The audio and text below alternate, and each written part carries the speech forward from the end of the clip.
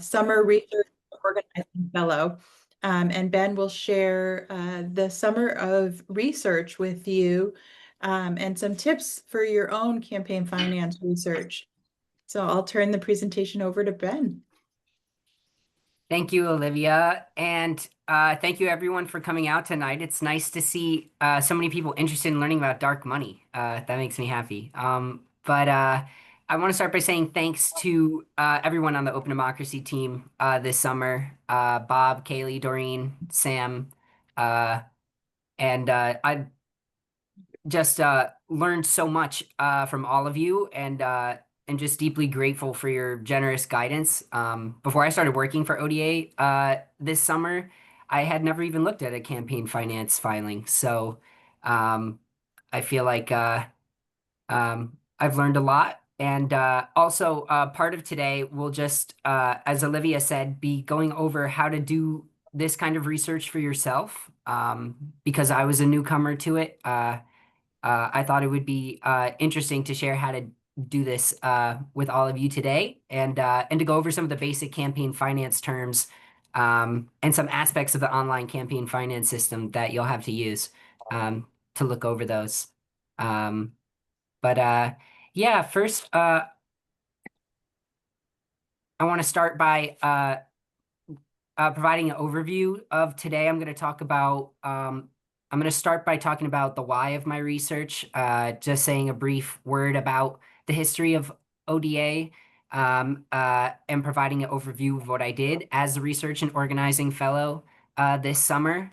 Um, I should also add that I'm an environmental advocacy student at Antioch University in Keene. So my research for open democracy, although I was focusing on the campaign finances of the 2024 gubernatorial and executive councilors races, I was really interested in looking, especially at candidates who took money from the anti-climate groups because of my environmental background. The goal being to try to connect the dots between these contributions from these groups and the anti-climate policy outcomes that we've seen in the state this session. And after that, I'm going to talk about kind of how I did my research, starting with my approach, just basic approach, the resources and tools that I used to help build context and connections between donors, politicians, and policies. And I'm also going to give an overview of the campaign, New Hampshire's online campaign finance system, which is very fun. And lastly, I will talk about what I did with my research and some of the findings uh, before segueing into some of the more alarming things that I found in the finance reports, not just for um, climate, the climate battle in the state, but also just for transparency of finance reform itself. And so I'll conclude with tips on when you're doing this research, how to spot things like straw donors or organizations and LLCs that might be shells, and other kind of suspicious contributions that you should red flag when you're looking through your own local politicians' campaign finances. And I will also go over some suggestions for future transparency bill. I think that can make the whole uh, process of doing this research easier, but also just make it more transparent and democratic in general. Um, yeah, so I'd like to start with just history of ODA, Open Democracy Action. If For those who don't know, was founded by New Hampshire's own Doris Granny D. Haddock. She was a legendary advocate and finance reform crusader. And when she was almost 90 years old, she walked across America over 3,000 miles to demand an end to big money in politics. Um, she said, democracy belongs to the people, not to the highest bidder. And she saw firsthand the corrosive effects of dark money and some of these things like Citizens United being repealed that are having corporations now being people on the influence, the outsized influence that these big money interests and in the case of my research, anti-climate interests have over the average citizen. Um, and I did um, look through thousands of pages of receipts and expenditures, and kind of had to teach myself on the go with assistance from my lovely team at Open Democracy to learn how to spot patterns like bundled donations You're or watching the looking word at you out of say. state money, or and to start Oh, thinking about how these translate into um, legislative victories for these groups, procurement contracts, and policy outcomes that sometimes run counter to the public's interests and climate goals that we have. Um, and so I learned about an anti-climate network that I never knew about before I did this research. That was very tightly woven. It was made of local and national PACs, business associations, lobbying firms, a lot of out-of-state corporations, um, using dark money vehicles, such as high-profile groups like the Live Free PAC, who are co-affiliated, big oil affiliated group that donated a lot of money, especially to Kelly Ayotte's 2024 campaign. They donated like 14.7 million. And she raised $21 million, which was a record-breaking amount for a candidate in the state to raise for a campaign. Um, and we'll be going into that more. And why it matters, I guess, is because these donor networks are which are backed by major resources and certainly abetted by all the legal loopholes that exist in state policy, are growing in scale and complexity at a pace that climate activists and even the legislators themselves, and especially everyday voters, are struggling to keep up with. Um, and I believe Granny D warned the future of our democracy depends on ending the influence of big money. So without this transparency, we can't get the dark money out of politics because we can't even see really how they're moving the money around. So that was a big takeaway. Um, I also just want to briefly here talk about kind of some of the other things that I did for Open Democracy this summer. Beyond looking at the finances, learning how to read a research and a receipts and expenditures report. I also represented Open Democracy at Pride festivals, tabling for different social justice events. I also participated in Open Democracy's campaign to ask Governor Ayotte to veto some of these bad anti-voting bills that have been passed into law now, SB 218 and 287, I believe. Uh, and I also had the honor to play at the Democracy Festival, our annual Democracy Festival, and Granny D Walk, where I played a Granny D song that Pete Seeger wrote for Granny D. Which was an incredibly fun event. Um, uh, and so basically my approach was to just triangulate, uh, looking at the I started with the filings, um, the actual reports that you download on the campaign finance system. And then from the filings, I listed and sorted donors who contributed to all or some of the candidates that I was researching, and sorted them by what sector, what anti-climate sector they represent, whether they are um, donors representing climate, I mean, construction or oil or um, energy or hospitality, things like this. And I connected that to literature analysis, looking through also meeting notes and um, legislative record of bills getting passed, and tried to connect the dots between the groups who are donating in these filings, and then the things they were lobbying for, um, the anti-climate policies they were lobbying for, and then ultimately the victories um, that they achieved. And these are, so when you do your own dark money research, this is just a slide to go over the resources and tools that were most important to me. when I was doing this.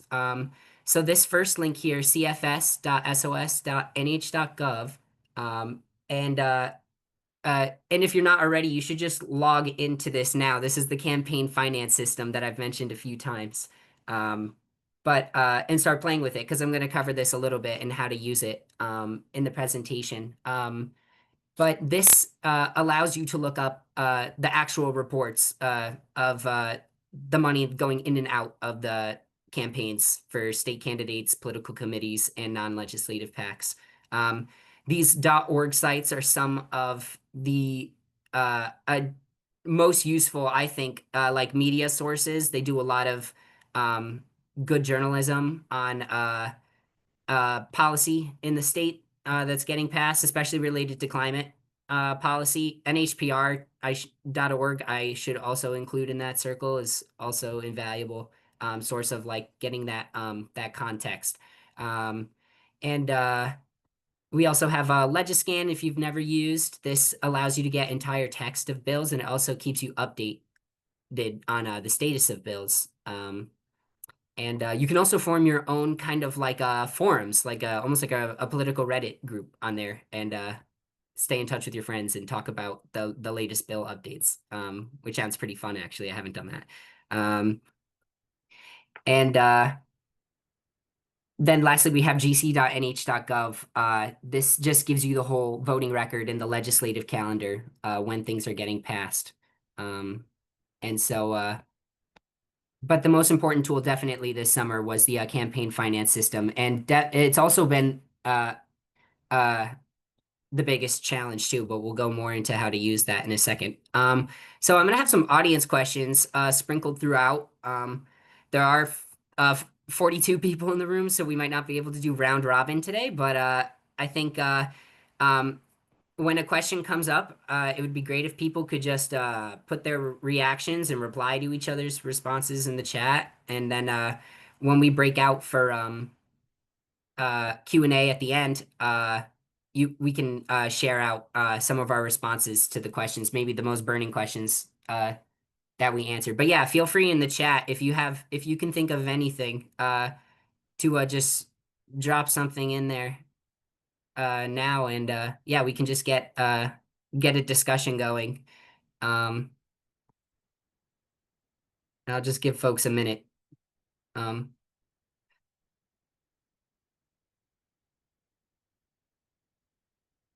but the question, uh, how do you think big campaign contributions shape not just laws, but the priorities and agendas of elected officials? I think this is very, very relevant, and unfortunately, we've reached a stage where um, now even this session in New Hampshire, there's no limit on the amount that PACs can contribute. So, and I'll talk more about the loophole that created that possibility. But there's so much money now flooding into campaigns that again, that just everyday citizens are getting flooded and outspent and outlobbied. Um, And here we'll just quickly go over some of the key concepts. So these are some terms that you're going to find when you go through your campaign finance report for the first time. Uh, so receipts and expenditures uh, are pretty much any funds or items that a campaign receives, including, so this is direct monetary donations, in-kind goods and services, and loans and refunds. That a campaign receives. They have to report receipts over $50. And it applies whether it's a corporation, PAC, or LLC that's making the donation. Um, uh, and I mean, the aim is to have all these in a financial ledger so that the campaign's funds are just visible to the public in theory, but you'll see things are a little more shadowy and complicated than that. Uh, then you'll see there's on the campaign finance system, there's also an option to look at the loans and loan repayments um, that going into a campaign. They can come from the candidate personally, even a bank. Um, and they have to be reported both as receipts and expenditures. So, and they are reported differently, of course, than uh, just the normal money going in and out. There's not a separate uh, receipts and expenditures report for loans. So generally, um, uh, it's it has, although it's possible, I learned in my research this summer for candidates to loan unlimited funds to themselves, which they can reimburse later through campaign money. In an unlimited fashion.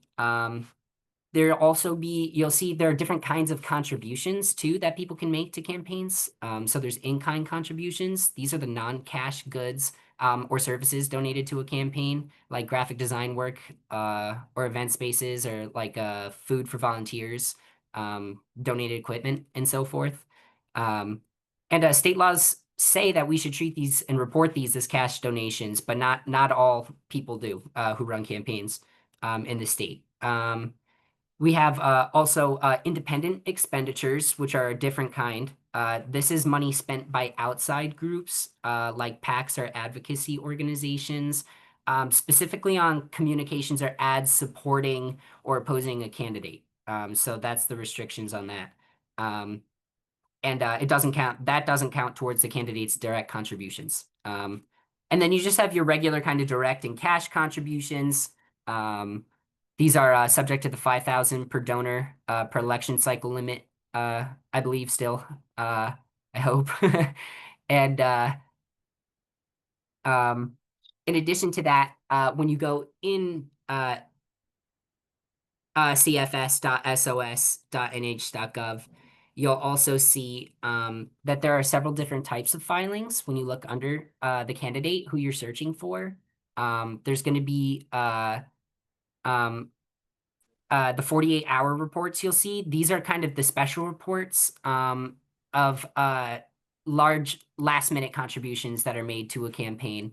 Um, then you'll see the regular periodic general and primary reports, they're called. Those are the ones you want to look at, really. Those are the ones that have the bulk of the receipts and expenses for the campaign. And then there's also post-election reports for any like ongoing finances, like debts or surpluses for the campaign that you can find. And from this point, um, this might be a good point to log into the system if you haven't already, or do it after in your own time. You know, it's but I warn you, it's a lot of fun, the campaign finance system, and you will get lost in it. But yeah, one important thing that I wanted to cover was just how to actually download and make the reports readable themselves, because that actually took me like a week in and of itself just to figure out how to actually get the finance data in a form that I could actually like read and analyze. But so you'll start on the state campaign finance website, the cfs.sos.gov, and then when you find your candidate finances for the campaign that you want, that you're looking for, you have to download a PDF, and there's separate. You have to download a PDF of each general and primary report that you can find under the candidate, and you'll see the starting and ending dates on those, and it's continuous, but it represents all the finances for the entire election cycle, but it's broken up into separate general and primary reports. So you periodic is broken up into a bunch of periodic reports, and so you have to download each of those and from the website, and then once you have those, you don't want to be downloading the end of period or the 48-hour reports, just the general ones. You go into Adobe Acrobat or some other program like that. And there are programs that allow you to drop these PDFs into the software, and it'll convert it into a CSV or an Excel file for you. And from there, you can open up uh, the filing, the receipt and expenditure filing in Excel, which will allow you to actually like sort and find on page. And you can, in this way, you can go through the filing, look for contributors by address, surname, zip code, contribution amount, or if there's a specific person maybe you want to find in that politician's finances, you could just find on page with Control F. Um, there are, however, some campaign finances, I should say a lot of campaign finances that are faxed. They are handwritten and faxed.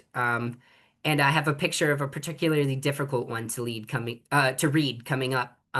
But there are cases where there isn't really a way to convert uh, the filing into an Excel because it's handwritten.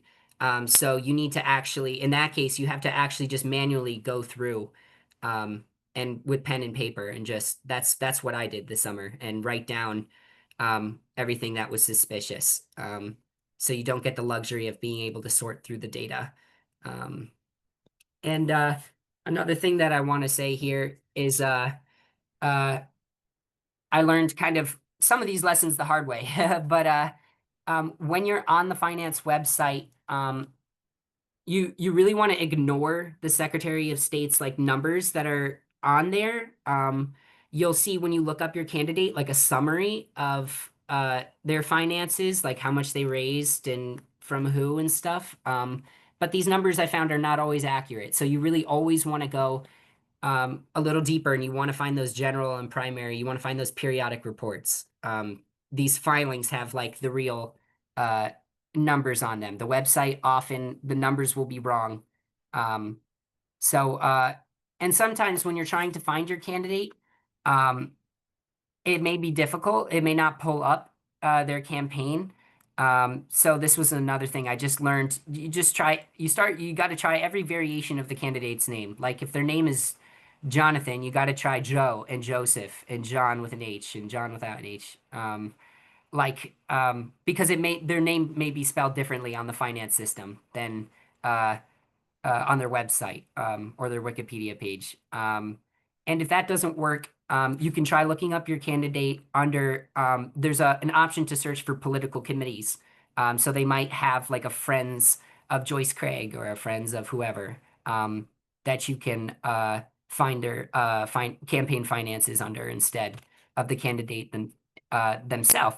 Um, and if that doesn't work, you can also try looking up your candidate under, there's an option. This is right when you log into the campaign finance system on the front page. You can find all these things, search by candidate name, search by political committee, and then you can search by like non-political committees, PACs, and organizations. On the website too. So that's pretty exhaustive. If none of that turns up your candidate, it's very likely that they did not file, or their filing just hasn't been uploaded to the online system yet. So and just to cover on loans again, loans are different than just the normal receipts and expenditures. Although they have to be reported as receipts and expenditures, they don't have their own separate filings that exist. You're not going to be able to look up like a loan filing report. Um, and the only information you're really going to get from looking at the loan transactions on the website is when it occurred and how much the loan was for. So there's not usually so much more details than that. So it can be kind of an opaque way of transferring money for sure.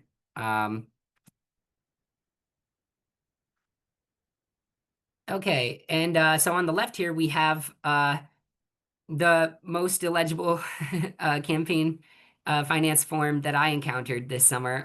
I've seen images of past summer research and organizing fellows who found even more difficult to read forms. But this is an example of something that will not easily scan in Adobe Acrobat into an Excel format. This is not going to just turn into a CSV file magically with all the correct values in the tables. But you're going to have to manually go through it if you see something like this. And just try your best. Is it 31,000? Is it 32? I don't know. But yeah, so I wanted to start, I guess, now by moving into what I found in my research related to the anti-climate stuff specifically, now that we've covered some of the tools. But what I found was these are some of the groups here that donated to um, uh, the all of the Republican executive counselors and to Governor Ayotte.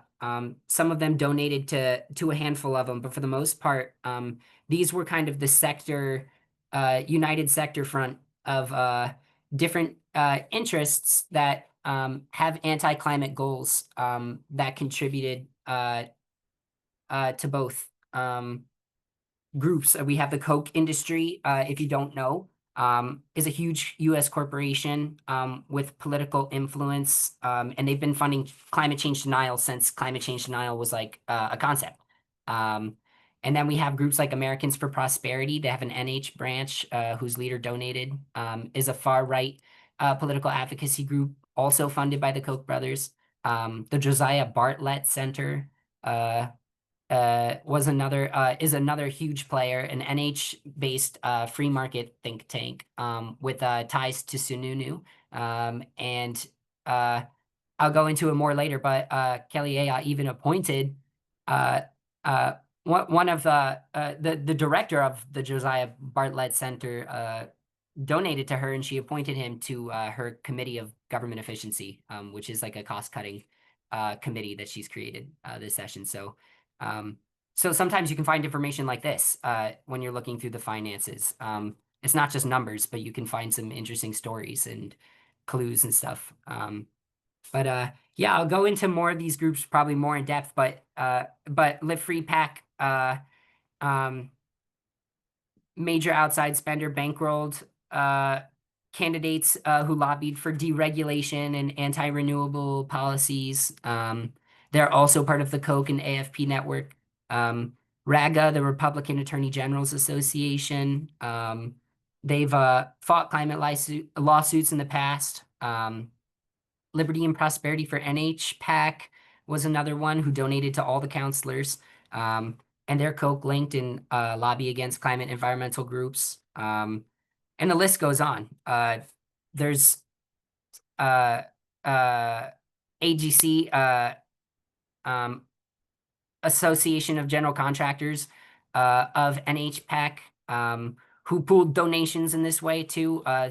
Um, and they often push for building code deregulation and the kind of housing and zoning reforms, and accelerated permitting that leads to, protected lands getting developed and things like this. And they, blocking climate and energy mandates. Uh, so it started to become very clear that there is a large like anti-climate interest in the state. Once I started going through and actually writing these anti-climate groups that I could find down, and then I would create tables where I put down all of the candidates' names whose filings I was looking at, and I would put ones and zeros next to just to each, just to keep track of which of these groups donated to who. And that's when I began to see the groups that were donating to all of the candidates or a handful of the candidates, or one particular candidate. And in that way, you can find some patterns too, parsing it up like that. Um, uh, yeah, I could go on, but I'm running out of. I'm probably not going to have enough time to cover every single anti-climate group that exists in the state. Um, this is a table just to kind of summarize what I perceive to be the anti-climate sectors that I could identify who were big donors or big lobbyists. So there were the auto dealers and motor vehicle packs. There were the timber landowner interests, and Koch was interested in this policy too, actually. Developers, builders, and real estate. And then there's kind of the anti-climate big oil energy network. And I have a picture of one of the Koch brothers network structures coming up that'll give you an idea of just what a sophisticated web it really is. But some big legislative wins for these anti-climate groups was the vehicle inspection and emissions repeal. Um, and that was um, ended the requirement for annual safety and Just emissions forget checks it. for I'm turning it vehicles. off. Like I have to. Huh? Oh, was someone trying to say something? Nope, I just muted them. It's okay. Keep Oh, going. okay. Yeah, so there was the vehicle inspections repeal. And we saw a lot of donations coming through auto dealers. I'll cover some of them later on. But through Motor Vehicle PAC and auto dealers themselves, and the Koch brothers themselves wanted to see this repeal.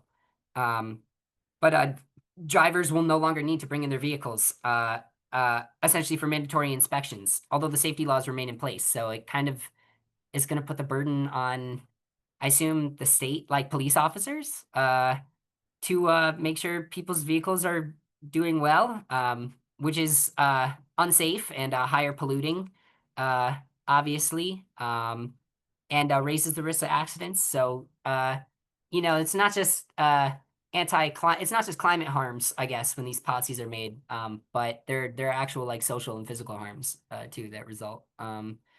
But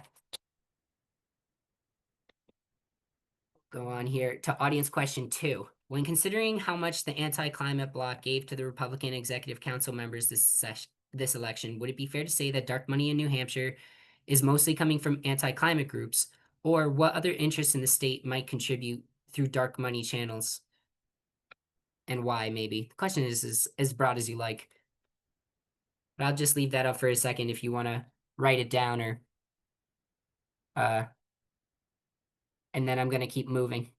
Um.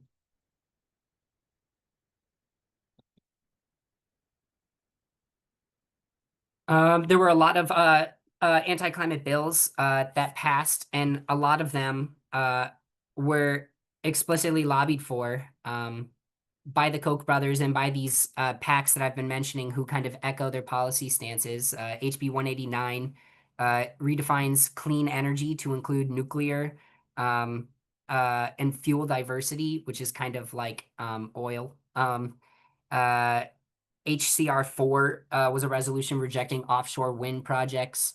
HB 219 begins to phase out the renewable portfolio standard, which is really bad. There was the Renewable Energy Fund was gutted. And there was even a house of 15 housing deregulation bills that were all passed that breaks local zoning limits, streamlines developments, allows multifamily homes with fewer safety features. And this just makes developing more this is an anti-climate victory too. Uh, the AGC, the general contractors of New Hampshire, who I mentioned, they're in the press saying we'll support environmental policies, but will oppose efforts to make New Hampshire's environmental regulations and statutes more burdensome than the federal environmental regulations do, which is directly echoing Koch talking points, AFP talking points, liberty and prosperity talking points, framing it as being a burden on businesses, eliminating consumers' free market choice, uh, destroying kind of energy reliability, because traditional grids are so reliable as they are now. But God forbid we have like solar or wind, which will just not produce as much energy and so are less reliable. These are talking points that appeared again and again in the positions of the donors who I found in the filings. Uh, Americans for Prosperity opposing greenhouse gas emission reduction goals and the emissions standards. They were saying on vehicles would drive up the cost to purchase a vehicle. So that's talking about directly about the emissions, the end to emissions inspections that was passed. EV mandates are uniformly fought against. and all the while minimizing New Hampshire's role and kind of impact, saying, we're a small state and the contribution we make to climate change is negligible. It's a drop in the bucket. But that these environmental initiatives are job killing and destroy our competitiveness as a state. Uh, um, I mean, Tim Phillips, who's the Americans for Prosperity president, and I think a supervillain, he said, if we win the science argument, I think it's game, set, and match for the left. We plan to make the Environmental Protection Agency an albatross and to kill the myth of green jobs. So we just have donors who are very, very passionate about ending environmental and social justice and governance practices standards and renewable portfolios, and across the board, it's an attack on climate. This is a picture of a Koch brothers funding network. So this is how they kind of move money around to different political campaigns. This is produced by Open Secrets report in 2014. And you can see actually Americans for Prosperity right here, this tiny little rectangle in a very large puzzle.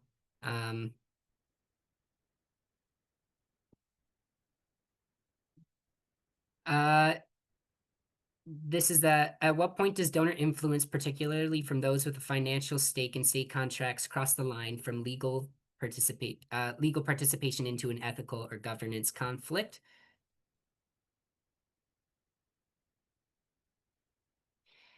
Then I'll go into kind of what you should be looking for when you're looking for suspicious donors in the filings. You will see often clusters of groups that look the same. This is one of the first, I remember it fondly, one of the first kind of shadowy structures that I found when I was looking through my finance filings. And it turned out to be connected. So all these addresses, I'd noticed sounded kind of slightly similar. We have, Fernwood Drive LLC, Reedville Road LLC, and they're all at 250 First Avenue, Suite 202, Needham, Mass. So I look up 250 First Avenue, and it turns out to be Waterstone Properties, which is actually like a massive real estate company with huge interests in the state that does business in a ton of different towns. And they use this loophole in the state where the LLC loophole, you can contribute the maximum amount, $5,000 through each LLC you control. So this is often a way just to funnel a lot of money from an individual to a politician. That makes it look like it's coming from a bunch of different places, perhaps, rather than a single person. And I'm going to keep moving here for time's sake. Beyond LLCs and super PACs, there are many different ways that dark money moves. It can move through 501c4s who can spend on those independent expenditures, which was, as from earlier slide, that's like the issue advocacy spending that people can do. There's nonprofit trusts, and trade associations. And now, as I said, this session, PACs can make unlimited donations. So it's there's just so many loopholes that it's hard to imagine closing them sometimes. And it's easily disguised. And not clear to see who's spending money on who and for what, unless you do all this research and triangulate it for yourself. And then these are some of the takeaways from Ayot's finances that were notable. She took a lot of money from a Coke-affiliated group, which is why I was so interested in her. But over half of her $21 million campaign came from the Live Free PAC. And in addition, she had, I thought it was surprising, a lot of money from out of state, especially from Massachusetts. And there were many, many places in her filings where this was especially interesting and ties back to that emissions repeal for the car inspections. But New Car Dealership donated $207,700 some odd dollars to her campaign. And when I was looking through the filings, again, it was just odd. Um, uh, how many new cars donated to her? Almost every new car in Massachusetts and New Hampshire donated to her, and in similar amounts, like $2,900 increments or exact $5,000 maximum cap contribution limits. And so why do they do this and donate in this way? It's because they're getting something out of it, and they know the power of their money, so they lobby with that. And there were so many other uh, kind of notable and I think uh, almost humorous uh, kind of evidence for straw donors in the filings, but I don't have enough time to go over them. Uh, John Stephen as well, I want to talk about. He's one of the executive counselors. And for folks who don't know what an executive council is, it's uniquely powerful in there's only I think one other state, like Massachusetts, I think that has one, and New Hampshire's is the only one that's politically powerful. So it's not really a normal thing. But they have a lot of power, and they can essentially they're a 5-member committee that approves the state spending over $10,000 and contracts, appointments, public infrastructure decisions, things like this. And so they served historically as kind of a check on the governor, and it comes from the colonial times. But anyway, we have an executive council. Look at their finances; they're very interesting. And the one thing I found about John Stevens that was particularly interesting was just kind of an example of how um, politicians use self-loaning to kind of move money around without necessarily having to disclose where the money came from. So in this instance, John Stephen in 2024, when he was running, he gives himself a big loan, and then he doesn't start to pay it back until 2025, 2026. And he pays it back to his own political committee, the Friends of John Stevens. And he does it in these weird amounts. Like, you'd think he'd forgive the whole loan in one go, but he does it in like 4,000, 20,000, 10,000. Come up with your own theories in the chat why that might be. But he also received donations from a lot of the same PACs and some of the straw donor and kind of shadowy LLC groups that I encountered that Kelly Ayotte also received from. So, and who the other executive counselors received from. So it's a united front. Then we have question 4 here. This is kind of a callback to Ayotte appointing folks to the Committee of Government Efficiency, perhaps. But my question was, how should we perhaps decide if campaign donors serving on regulatory boards is a conflict of interest or just politics as normal? But Ayotte appointed not 1, but 4 campaign contributors that I could find to her Committee of Government Efficiency. There was Andy Cruz, an executive, a CEO of an auto group who donated tens of thousands. Bradley Crike, of a regional hospital executive who donated tens of thousands. Albert Latizio Jr., sales and marketing group, uh, also donated over $20,000. So I was surprised because my goal was to look for anti-climate, but I also was finding things in the money that I didn't expect to find, and I guess this was one of those things. Um, uh,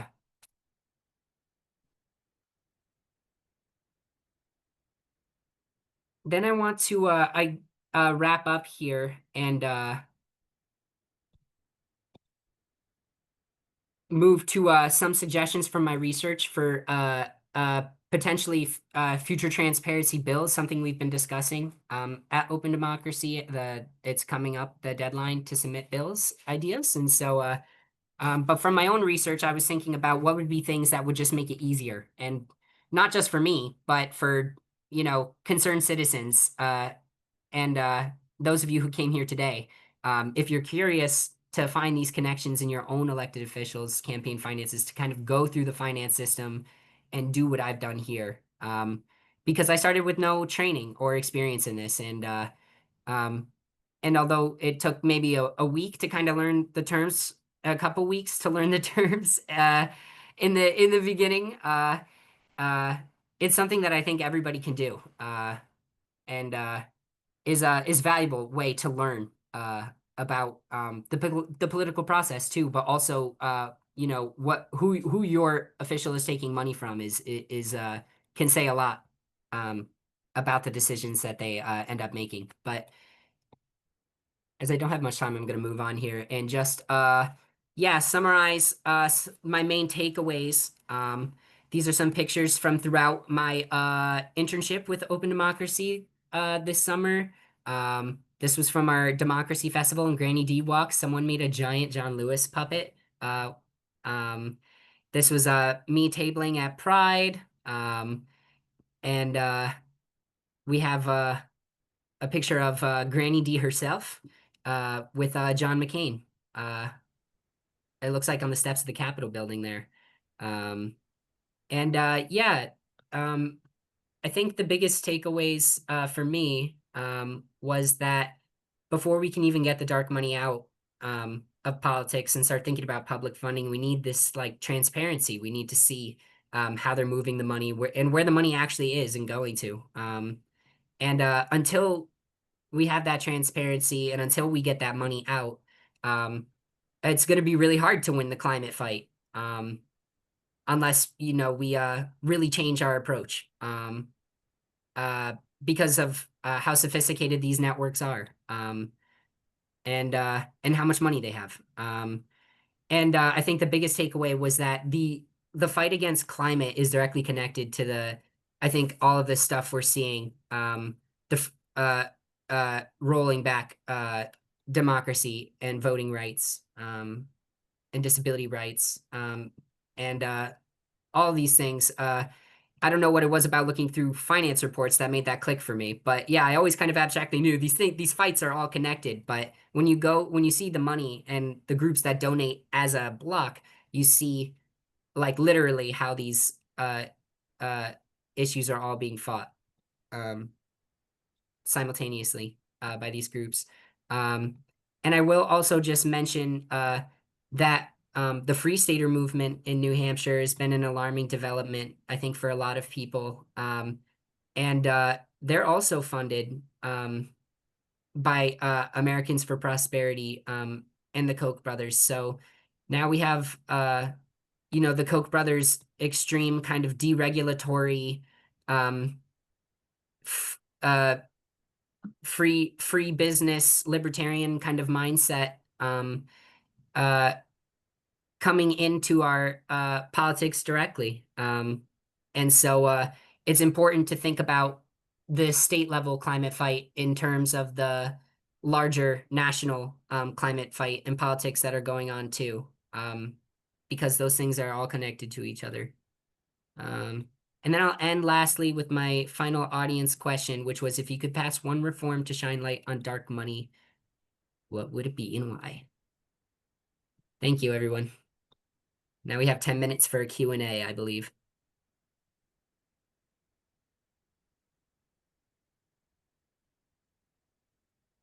Ben, if you want to take your screen down and Ben's sharing his contact information with you if you have additional questions and follow up for Ben.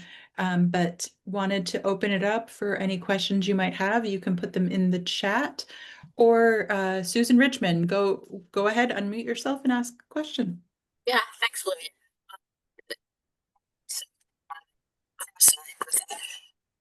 Why is it that the other New England states do seem to pass climate bills? How are they set up differently to somehow be immune to this total ownership by large companies?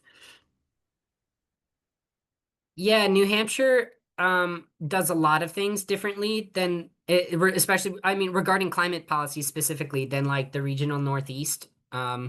Like other states have like meaningful climate action plans and renewable energy initiatives, but New Hampshire doesn't, I don't think has ever had a legally binding like carbon emissions or a climate action plan or anything like this. It's always been kind of a policy black sheep for climate policy and is lagged behind yeah, neighbors like Connecticut and Massachusetts and New York.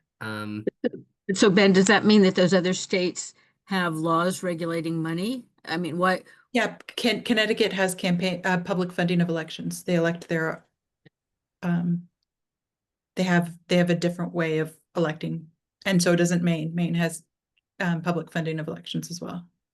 Massachusetts used to have a public funding system, but it's not as robust as those others. And what does exist right now, like the REF and the RPS, that stuff's all getting clawed back, or they're trying to claw it back. Yeah, in the name of deregulation and free market and so forth. I want to comment on New Hampshire being a total black sheep forever. Back in 2012, in the dark ages, when the Democratic Party barely had the majority, but it wasn't just the Democrats. There were Republicans who signed on to a large number of very positive measures in terms of climate, um, specifically the regional greenhouse gas initiative, Reggie, yeah. and all sorts of positive things for rebates for people who installed renewables in their homes. Um, it was there, and Those were quainter times, I would say. well, it's only about a dozen years ago. And so my question to you, is you've got this stuff that I think if people knew, I was in the legislature and I discovered that most people don't even know who their legislators are and what they're in favor of. And this information you've got is great stuff, and it needs to be out there, and people need to know, what their legislators are voting for. I think they'd vote them out if they knew, you know, and that's my thought. How are you going to get this out there? I mean, Well, I guess it's I it's big stuff. yeah, this presentation, I'm working to create infographics and fact sheets. I've been doing that all summer, and social media posts and things like that, to get the information out there, and to make sure that Open Democracy has the information and the research I've done when I leave. So, yeah. Yeah, yeah. No, it's big stuff. It's Boston Globe spotlight team stuff. It really is. I mean, but they'd have to dig a little more and find maybe the dark, corrupt underlayer of the whole thing. But we won't go there tonight. Thank you. You're welcome. Yeah, if I had more time, I might have gone into I mean, more of the executive counselors like committee meeting notes themselves, because there you can actually see when they're passing like permits or special licenses and contracts and new hires and things like that. And tried to correlate that more with the periods of when most of the contributions are being made. See maybe if there is some procurement or a deal being made. But yeah, that's interesting to think about. Any other questions?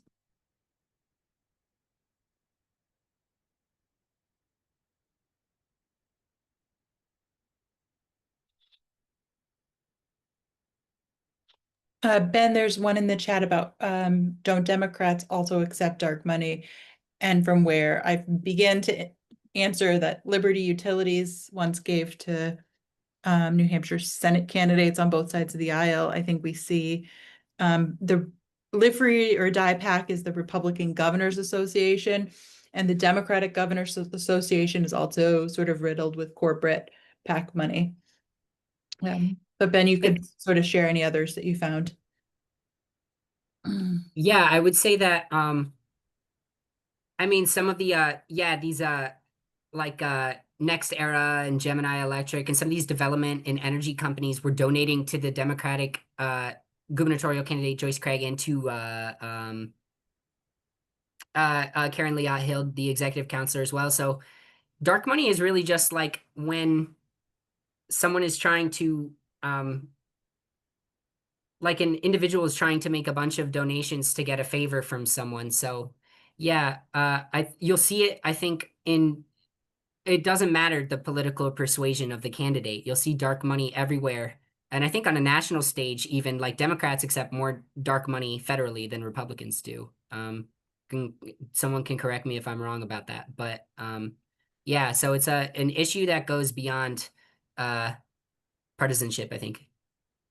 And I think Eversource gives through employees. Sometimes they're the CEOs of the employees, so it doesn't show up as Eversource. It shows up as individual people. So you'll really have to dig for some of the other big utilities in the state too. But there's money in those as well. Mm-hmm.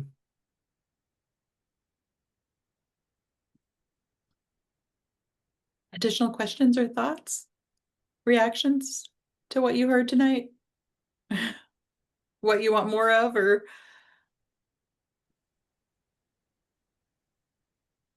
go ahead, John. Thanks. It just seems like this isn't in the New Hampshire media enough, and the public isn't learning about it. I know NHPR has had a few stories on it, and In-Depth New Hampshire covers this well, but it seems like we need people to become aware of this just from, what they hear is going on in New Hampshire. And I just don't understand, these out of state corporations controlling our government is bad for everybody. And if people believe this was going on, I think there would be a strong push against it. But I don't know. I write an occasional op-ed or letter to the editor about it, but does anybody have any ideas of how to get this into the media more? I'll just say that I don't think we have enough investigative journalism in New Hampshire. And in order to get campaign finance research, I mean, it's taken Ben lots and lots of hours to pull together this presentation. And I find that reporters have to, spend an hour or two writing a story. So they don't, Casey McDermott and NHPR did a larger piece on lobbying and campaign finance. And she told me that her editor got mad at her based on how many hours she spent on this. So I think some of the problem is just sort of how our media makes money off of those reports, and we don't have that kind of investigative journalism. But others can chime in with their thoughts on John's question. But I think we've got to figure out how to get some of this data and information out there in a wider way. Would national media be interested in hearing the dirt about New Hampshire? The Maybe. first in the nation state? Maybe there is a national reporter who we could get on the campaign finance. Representative, go ahead.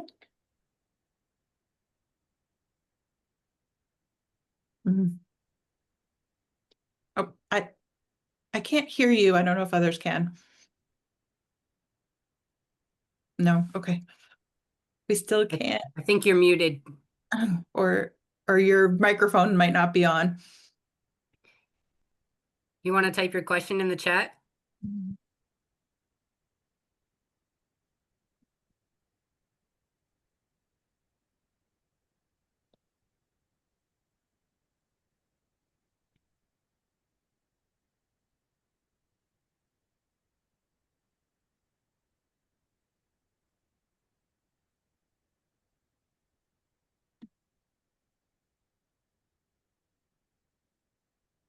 I guess I can follow up while Representative Grassi's working on his audio.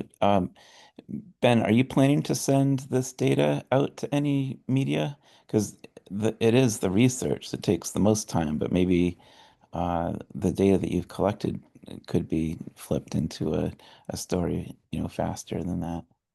Can you hear me now? Oh, I can yes. hear you now. Yep. And Okay, yes, there to we the go. research, I'd love to send it out. Yeah. I think that'd be cool. one of the things that I found going through a lot of the financial reports and is that a lot of outside expenditures are made for candidates and they're not reported. I know in all the recent elections that I've been in, which have been very expensive, both my opponents never reported outside expenditures. I mean, they had mailers going out virtually every day, and you cannot find them in the financial reports. And that's something that maybe needs to be looked into, because I think if you go into the reports of groups who were working in New Hampshire at that time, like Americans for Prosperity, some of their expenditures may show up there because they're not showing up in the Secretary of State's reports at all. That's something that is really distressing, where, they're sending out mailers, they're doing flyers, they actually even bought a billboard one time, and we couldn't find anywhere that those expenses were reported to the Secretary of State's office. Right. And my question for you is, did you report this to the Attorney General? Because we collect mail every cycle. We ask Republicans and Democrats to send us mail, and we'll go through that mail and see if they're filing reports. And then we'll send a letter to the Attorney General asking them to investigate.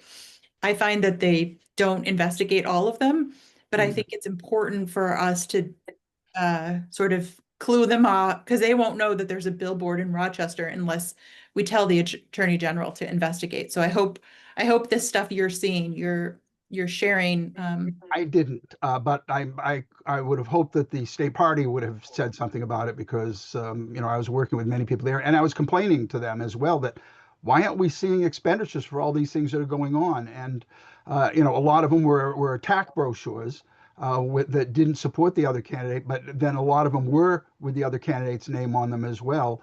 And they're just not showing up anywhere. I go through my Sam Farrington, who replaced me. You can't find a lot of stuff that he got money for, and it came through a number of different dark money groups: Americans for Prosperity, the Liberty Alliance, Young Americans for Liberty. Spent a lot of money in his campaign, or a lot of work in his campaign as well. And there were flyers that went out for him. Students for Christian students against abortions sent out flyers endorsing him, and nowhere can we find any expenditures for those. Yeah, Now, and Young Liberty Alliance was knocking doors and paying for housing and food, and Yep. none of that money showed up in any report anywhere in the state. And that was not just your race, that was lots of different races that we saw. Right. I know it. For a single district rep race, though, I think we set records in my district for expenditures and monies raised. And what was that record that you set? Well, the total amount that was raised between both candidates during my special election alone was over $300,000. For a job that pays $100 a year? Yeah, that's between both the candidates. It was over that amount. In this last election, I know what I spent, and I know what my opponent reported. He only reported spending about $15,000, and I spent under $8,000 in this last election. But that's for a single rep district. Yeah. I think no one knows exactly how much money. We said we were going to end at 8, but we're going to hang on and keep answering questions. Tony.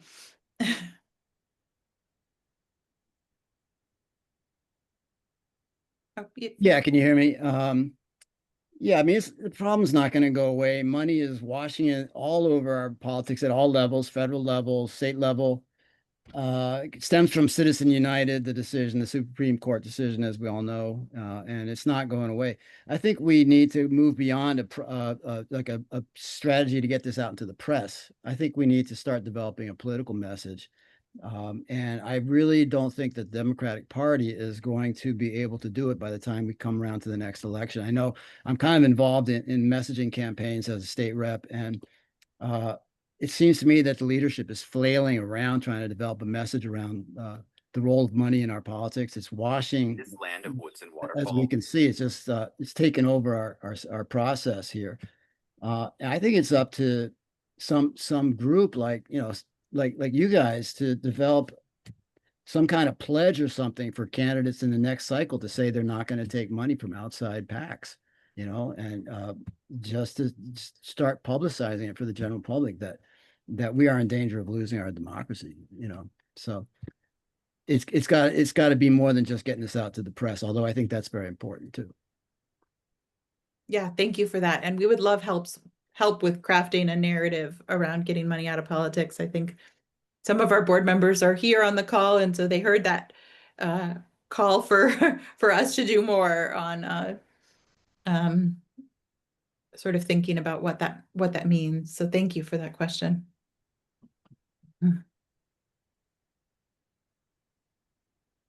Great. Okay. Not seeing any other hand. Oh, go ahead, Sue. I'm gonna unmute. I don't know if anybody else has seen Jean Deitch's presentation on the Free Staters. She's been going around the state, and I was just thinking that what she does in her presentation is points out a number of the big players behind in dark money, like the Koch brothers. And it seems as if it is drawing people. I mean, we had a full house in the Moulton Library when she came and made a presentation. So I was just thinking that if Ben's information is shared out to folks so that then they can begin to use it locally to draw to, it's all in the messaging and how you get it out to folks in terms of trying to inform the public. And I feel like what she's doing has been effective. And if there begins to be more information in ways like small video clips, or there are folks in Sandwich that are putting ads in the Conway Sun with questions about, well, what do you know, with a statement, and then what do you think about that?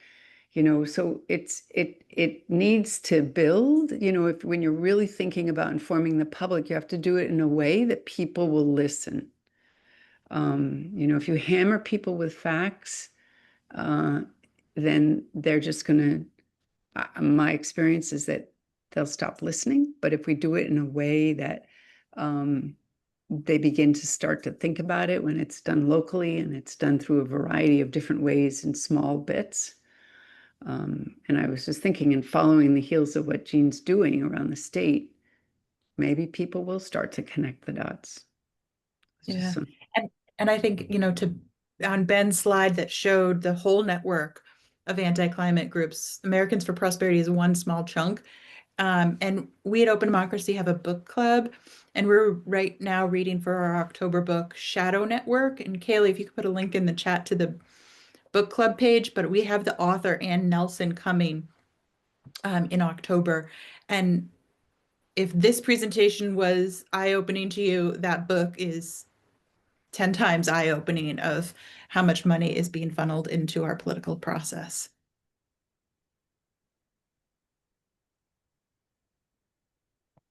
But thank you. Yeah, we gotta thank you for the book club.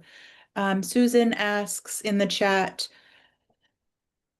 are we in danger of reinforcing the idea that all politicians are being paid? That's an interesting one. I think the danger is more that when some politicians are being paid like an inordinate amount by certain groups, are they more beholden to those donations than to the individual donor? Yeah, and I also think like we have conflict of interest policies in New Hampshire. So if you're being paid by an entity, you can't vote on that bill. But if you take a campaign donation, that's not considered payment. So I also think we should think about what does that look like? And are there different ways to look at the ethic rules, or even, reintroduce a bill that Senator Martha Fuller Clark introduced, which I thought was a very awesome bill around, no executive counselor can vote on a contract if they've received campaign cash from that entity. And I just think that might be a different thing of creating, recusals in some of those ways. But Susan, I agree. People are cynical.